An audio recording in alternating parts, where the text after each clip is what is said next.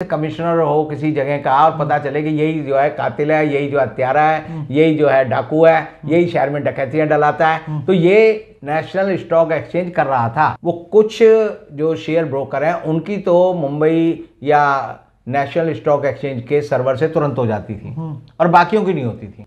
पूरा घोटाला यह है कि हिंदुस्तान में 68 जगह पर नेशनल स्टॉक एक्सचेंज ने को लोकेशन फैसिलिटी दे रखी है। भारत के प्रधानमंत्री की तनख्वाह जो है वो 4 लाख रुपए होती है।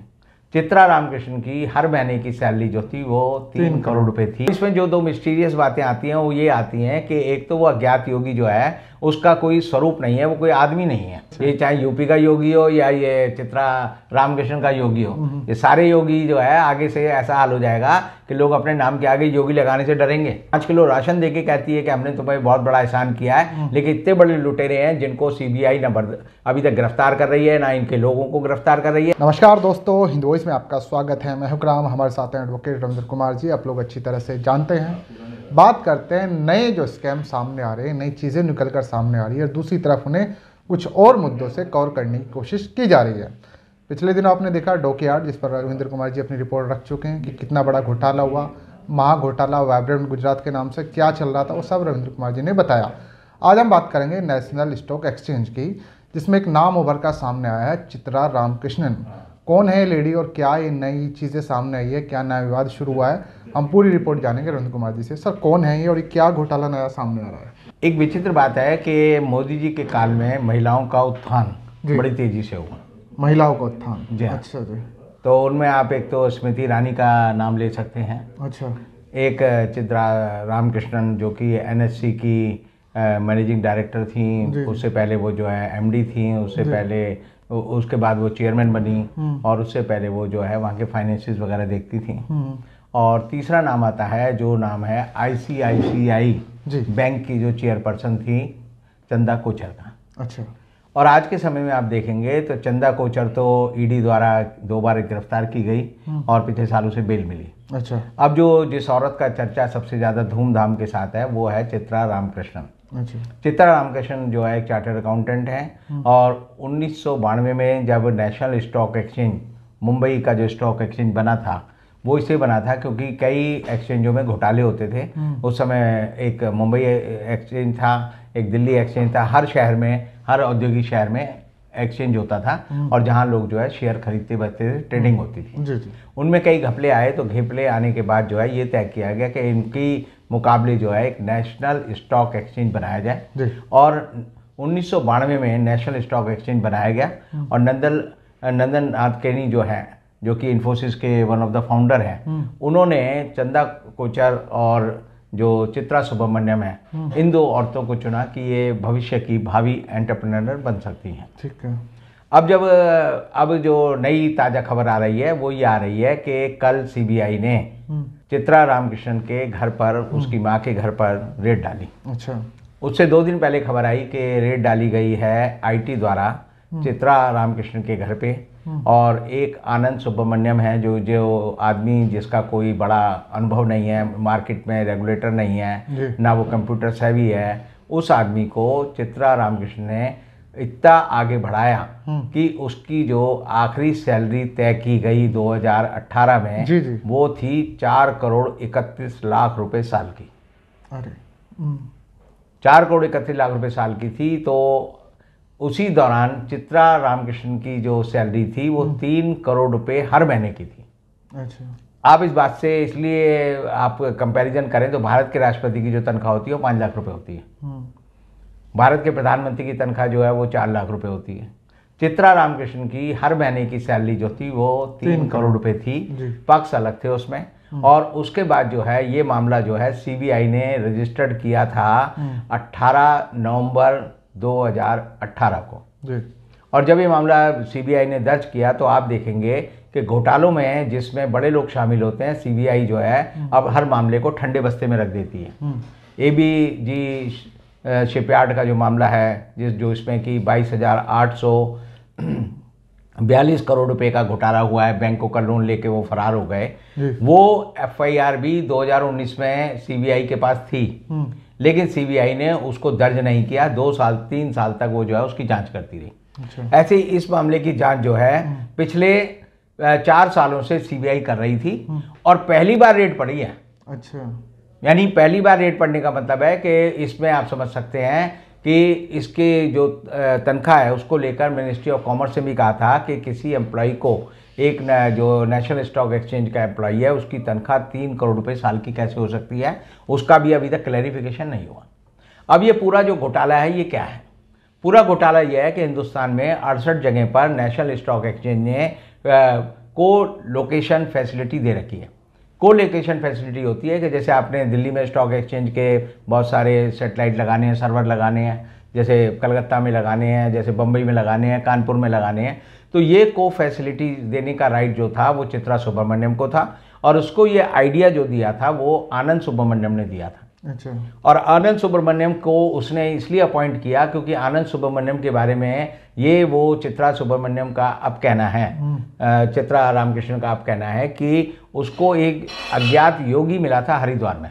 अच्छा, और उसने तब उसको कई टिप्स दी कि कैसे तू आगे बढ़ सकती है और उसके आधार पर बढ़ने लगी। अच्छा, अब इसमें जो 2 मिस्टीरियस बातें आती हैं वो ये आती हैं कि एक तो वो अज्ञात योगी जो है उसका कोई स्वरूप नहीं है, वो कोई आदमी नहीं है जैसे हम और आप एक दूसरे कहें, ऐसे नहीं है। वो कोई जो है हवाई किस्म का, जैसे भूतिया किस्म का आदमी कहते हैं, वो उस तरह की कोई आत्मा है वो कहती है।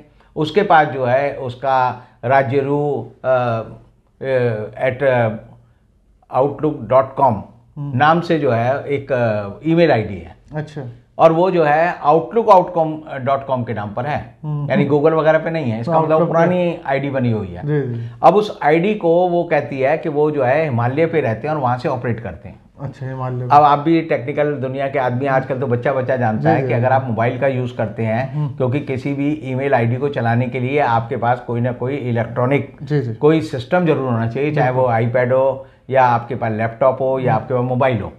और उस मोबाइल को चलाने के लिए अगर आप हिमालय पे उसे यूज़ करेंगे तो वहाँ पर आपको जो है वहाँ सिग्नल आनी चाहिए, इंटरनेट, तो वहाँ कोई टावर होनी चाहिए। दूसरी बात यह है कि जो आप मोबाइल का या किसी इक्विपमेंट का यूज़ करें उसको रिचार्ज करना जरूरी है। रिचार्ज मतलब एक तो बिजली चाहिए, उसको बैटरी चाहिए, तो बैटरी के लिए या तो इलेक्ट्रिकल कोई वहाँ पर सपोर्ट हो या आप इतनी सारी बैटरी लेके जाएं। तो ये सारा आदमी का इतना इन्वॉल्वमेंट क्यों है? ये जो योगी जी हैं, अज्ञात योगी जी, ऐसा ही योगी जहाँ भी मिलेगा आपको उसका इन्वॉल्वमेंट हर जगह मिलेगा और बड़ा घपले वाला मिलेगा। अच्छा। ये चाहे यूपी का योगी हो या ये चित्रा रामकृष्णन का योगी हो, ये सारे योगी जो है आगे से ऐसा हाल हो जाएगा कि लोग अपने नाम के आगे योगी लगाने से डरेंगे कि योगी मतलब फ्रॉड, योगी मतलब चीटर। अब ये जो अज्ञात योगी की बात ये कर रहे हैं, उस अज्ञात योगी को ये मेल भेजती है और वो अज्ञात योगी जो है इसको ईमेल का जवाब भी देता है। अच्छा। इसका मतलब वो अज्ञात योगी जो अंग्रेजी भी जानता है। बिल्कुल। यानी योगी के बारे में आप समझ लीजिए वो कंप्यूटर सेवी भी है, उसको ये भी पता है कि कंप्यूटर कैसे ऑपरेट होता है। दूसरी बात वो कॉमर्स की दुनिया का खिलाड़ी भी है। और नहीं, जो चित्रा रामकृष्ण है, इसका जो योगदान ये है कि नंदन जो नैतकेनी है, जो इन्फोसिस के फाउंडर हैं, उन्होंने इनको इसलिए सेलेक्ट किया था क्योंकि ये कंप्यूटर सेवी है, ये इलेक्ट्रॉनिक के चीज़ों को जानती है, कॉम्प्लिकेशन जानती है, डेवलपमेंट जानती है। और इसको जो आदमी बताता है कि कोल लोकेशन वाली चीज़ें बनानी है या एंग्लो ट्रेडिंग करनी है, ये शब्द आपको और जनता को नहीं पता। अच्छा। एंग्लो ट्रेडिंग क्या होती है, लेकिन उस योगी को पता है। यानी वो योगी एक तरह से आप कह सकते हैं कि बहुत ही जो है जैसे आइंस्टाइन की तरह का बुद्धि का आदमी हो सकता है। अब उसको बताती नहीं, अब उसको बताती नहीं तो अब जो है मोदी जी भी जैसे बहुत सारी चीज़ें नहीं बताते, तो उनको भी अचानक बहुत सारे ख्याल आते हैं, तो हो सकता है उनको भी ये योगी जो है कोई सपोर्ट देता हो। अगर आप मोदी जी के भी सारे लैपटॉप को या और चीज़ों को तलाशेंगे तो वहाँ पे भी ऐसा कोई योगी मिलेगा। अच्छा। और इसीलिए आप देखेंगे कि जब स्टॉक एक्सचेंज के पास जो है चित्रा सुब्रमण्यम के बारे में शिकायत गई 2013 में, तो 13 से शिकायतें चल रही हैं, 13 से लोग जो है विसिल ब्लोअर ने ये बात मांग उठाई। तब जो है उसके बाद उसकी जब जांच की गई तो पता चला कि ओपीजी सिक्योरिटीज़ नाम की एक फर्म है जो कि ट्रेडिंग करती है शेयर्स में, और उसके जो मालिक हैं वो संजय गुप्ता हैं। अच्छा। और संजय गुप्ता का एक समझिए साला है, उसका नाम जो है वो अमन काकराडे है। अच्छा। और उनके साथ एक अजय शाह नाम का आदमी है। इन तीनों ने मिलकर जो है चित्रा रामकृष्णन और आनंद सुब्रमण्यम, इन दोनों को लेकर जो है जो डाटा जो स्टॉक एक्सचेंज का डाटा है वो, उसकी स्कीम है, उसकी प्लानिंग है, उन सबको जो है इतना घालमेल किया कि उससे जितनी बात जो है चित्रा रामकृष्णन को पता थी, जितनी बात जो है अमन सुब्रमण्यम को पता थी, उतनी ही बात उस योगी को पता थी।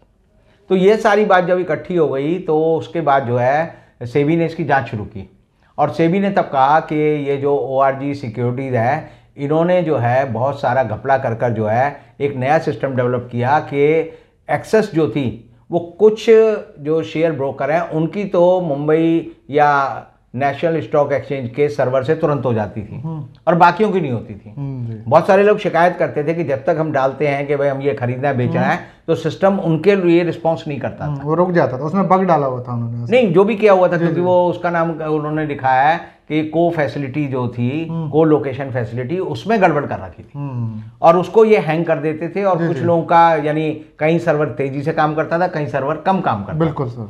तो जनरली जहाँ कम सर्वर काम करता था तो तब तक तो वो खबर भी आ जाती थी कि फलाना शेयर बढ़ गया, फलाना घट गया है। तो उससे जो है स्टॉक एक्सचेंज में जो है कुछ लोगों को फायदा हुआ और ORG पे 625 करोड़ रुपए का जुर्माना सेबी ने किया है। अच्छा। और साथ का है कि तुम जो है इस पे 12% जो है 2014 से जो है वो दोगे इंटरेस्ट। तो ये पैसा जो है इन पे लगा। दूसरा आप देखेंगे कि ORG के जो संजय गुप्ता हैं उन पे जुर्माना हुआ, जो उनका जो यानी बहनोई है उस पर जुर्माना हुआ, जो उनका तीसरा सहयोगी था अजय शाह उस पर जुर्माना हुआ, और चित्रा सुब्रमण्यम पे भी जुर्माना हुआ। चित्रा सुब्रमण्यम डिविडेंड लेती थी तो डिविडेंड कब बंटना है, कैसे बंटना है, कौन सी नई स्कीम है, कौन सी नई स्टॉक्स को आगे बढ़ाना है। तो एक तरह से चित्रा रामकृष्णन और आनंद सुब्रमण्यम ने मिलकर जो घपला किया उसकी वजह से आज के समय में नेशनल स्टॉक एक्सचेंज को ही रोका गया है कि वो नेशनल स्टॉक एक्सचेंज की वेबसाइट पर खुद अपनी किसी चीज की ट्रेडिंग नहीं कर सकता। आपको शायद या जनता को शायद ये नहीं पता कि जो स्टॉक एक्सचेंज होता है उसके भी शेयर लिस्ट होते हैं और उसी स्टॉक एक्सचेंज में होते हैं, तो उस पर रोक लगा दी गई है। यानी कि आप समझिए ये ऐसे ही है जैसे कमिश्नर हो किसी जगह का और पता चले कि यही जो है कातिल है, यही जो हत्यारा है, यही जो है डाकू है, यही शहर में डकैतियां डलाता है। तो ये नेशनल स्टॉक एक्सचेंज कर रहा था। और मजे की बात यह है कि अभी तक जैसे मैंने आपको कहा है ABG वाला घोटाला CBI ने 4 साल तक अपने बस्ते में छुपा कर रखा, उसी तरह इस तरह के घोटाले को जो NSE का ये घोटाला है इसको छुपा कर रखा। तो एक तरह से CBI भी ऐसे लोगों को बचाने में लगी हुई है। अब वो दिखावटी तौर पर कह रहे हैं कि जी हमने इनका जो है अलर्ट जो है एयरपोर्ट को भेज दिया है, हमने इनसे जांच शुरू कर दिया है। लेकिन सब जानते हैं कि ये सब घोटाले जो हैं मोदी जी के कहने की वजह से हो रहे हैं, क्योंकि ये जो सारी टीम है, जो ये सारे लोग हैं, इनकी अगर आप जो व्यक्तिगत बातचीत है वो देश के प्रधानमंत्री से होती है। और उसी तरह जो है इस घोटाले को भी जो लोगों ने, जिन लोगों ने अब जाहिर किया है, पहले किताब आई है, आप देखिए सुचेता दलाल जिसने की आप पहले घोटाले को खोला था, जो घोटाला जो है बंबई में सबसे पहले हुआ था, जिसको कि सबसे बड़ा घोटाला माना जाता है, जिसकी वजह से जो है नेशनल स्टॉक एक्सचेंज की स्थापना की। तो सुचेता दलाल ने जब किताब लिख दी, वो मार्केट में आ गई, उसके बाद ये सारी एजेंसियां जगी हैं। इसका मतलब ये समझिए कि मोदी सरकार जो कहती है कि हमारी सरकार जो घोटालों को रोक रही है, आपको याद होगा जब 2016 में सरकार ने नोटबंदी की थी तब मोदी जी बड़े घमंड से कहते थे कि मैंने 3 लाख कंपनियों पे ताला लगा दिया है। तो 3 लाख कंपनियों पे तो ताला लगा दिया, वो बेचारी वो कंपनियां थी जो छोटे छोटे लोगों ने बनाई थी। लेकिन ये जो बड़े मगरमच्छों की कंपनियां जिनको सरकारी संरक्षण मिला था, मोदी जी उनके घोटाले की जांच को आज भी दबाने में लगे हैं। और ये मुद्दा जो है, और ABG शिपयार्ड का जो 22,842 करोड़ का मुद्दा है, ये जो चुनाव चल रहे हैं इनमें ये बड़ा मुद्दा बनेगा, क्योंकि आम आदमी को सरकार जो है 5 किलो राशन देके कहती है कि हमने तुम्हें बहुत बड़ा एहसान किया है। लेकिन इतने बड़े लुटेरे हैं जिनको CBI अभी तक गिरफ्तार कर रही है, ना इनके लोगों को गिरफ्तार कर रही है। और आप देखेंगे पूरी जांच में कभी भी आप नहीं पाएंगे कि मोदी सरकार के राज में CBI ने सरकारी स्तर पर किसी आदमी को गिरफ्तार किया हो। तो एक मंत्र है जो इन ED को, NIA को, सबको मिला है कि वो ये है कि अपने अधिकारियों को बचाओ और बाकी जो है जनता को बेवकूफ़ बनाओ, और अपने जो भ्रष्ट लोग हैं जो आपके करीबी हैं उनको हर तरह से सुरक्षा दो ताकि वो गिरफ्तार ना हो। और यही जो है एक घोटाला है। ये घोटाला जो अभी इसकी परतें और खुलेंगी तो बड़ी अजीबोगरीब बात पता चलेंगी कि चित्रा रामकृष्ण और आनंद सुब्रमण्यम, ये दोनों इंटरनेशनल फ्लाइट में भी जो है, जो लग्जरी क्लास है उसमें घूमते थे, एग्जीक्यूटिव क्लास में, होटलों में रहते थे, बड़े बड़े होटलों में। यानी आप समझिए दिल्ली से अगर अमेरिका का भाड़ा देखेंगे तो एक सीट का भाड़ा जो है जैसे इकोनॉमी क्लास में है वो तो होता है 50,000 रुपये, और आप जब जाएंगे उसमें एग्जीक्यूटिव क्लास में या बिजनेस क्लास में तो वो होता है 5 लाख रुपए। तो इन्होंने बेदर्दी से नेशनल स्टॉक एक्सचेंज के पैसे को अपनी अयाशी में भी उड़ाया है, और इसलिए जो है ये सारी बात है। अभी तक जो है आप देखेंगे ईडी या सीबीआई या एनआईए अभी तक उस योगी को नहीं ढूंढ पा रही जो हिमालय में रहता है। आज के दिन हिमालय में सारा कब्जा जो है हमारी फौज का है। इंटरसेप्ट नहीं कर पाए एक भी ईमेल जो कि हिमालय से भेजी जा रही है बंबई में। तो इसका मतलब यह है कि फौज की जो सिस्टम है, फौज की जो निगरानी का सिस्टम है, वो भी कहीं ना कहीं दागदार है। उन्हें सारी जानकारी थी लेकिन उन्होंने देश की जनता को नहीं बताई। ये भी देश के साथ एक बड़ा द्रोह है जो सेना के कई अधिकारियों ने किया होगा। हो सकता है जनरल बिपिन रावत जो जिंदा रहते तो शायद वो बता सकते थे कि कैसे कैसे ईमेल उन्होंने पढ़े थे। बहुत बहुत शुक्रिया सर, आपने इस पूरे जो इतना भी ये जाल बुना हुआ है इस पर अपना एनालाइज रखा और जनता के सामने हम छोड़ते हैं उनका यह क्या कहना है। क्योंकि ये जितने लगातार स्कैम सामने आ रहे हैं, चाहे गुजरात से आ रहा हो या फिर ये नेशनल स्टॉक एक्सचेंज से आ रहा हो, इस पर दूसरी तरह के मुद्दे जो धार्मिक मुद्दे हैं उनसे ढकने की कोशिश की जा रही है, लेकिन जनता के सामने धीरे धीरे सारा सच आता जा रहा है। आप लोगों को जो भी कुछ कहना है नीचे कमेंट कर सकते हैं। इस वीडियो को पहले की तरह ज़्यादा से ज़्यादा शेयर कर सकते हैं। मिलते हैं फिर किसी नई खबर के साथ।